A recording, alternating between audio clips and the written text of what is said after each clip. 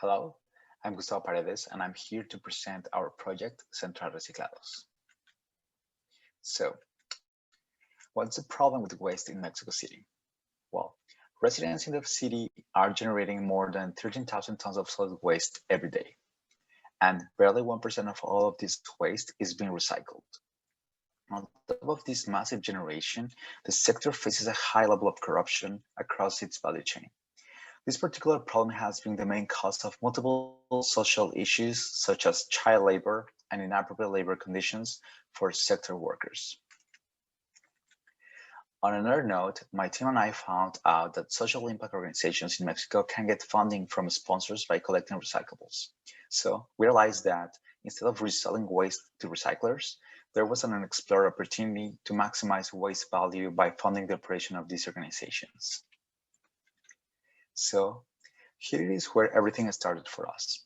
We came up with the idea of RECICLA2, and this is how we are planning to make this possible.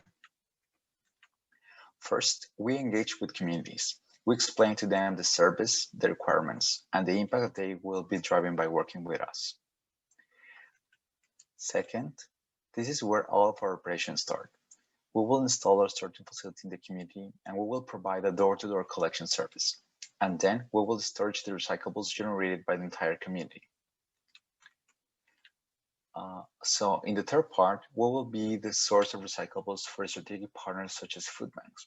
This will give them the new possibilities of funding so they can keep executing and delivering for underserved communities.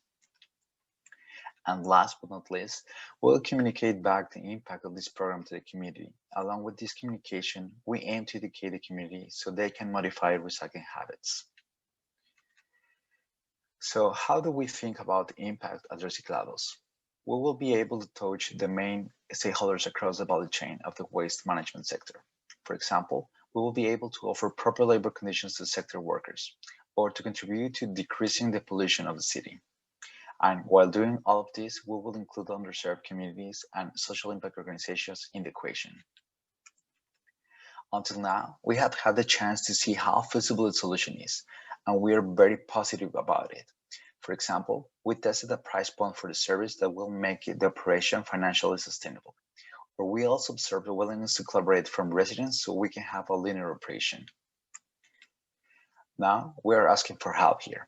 We want to perform a full-scale pilot to validate assumptions and to look for the different ways in which we can assess operational efficiency.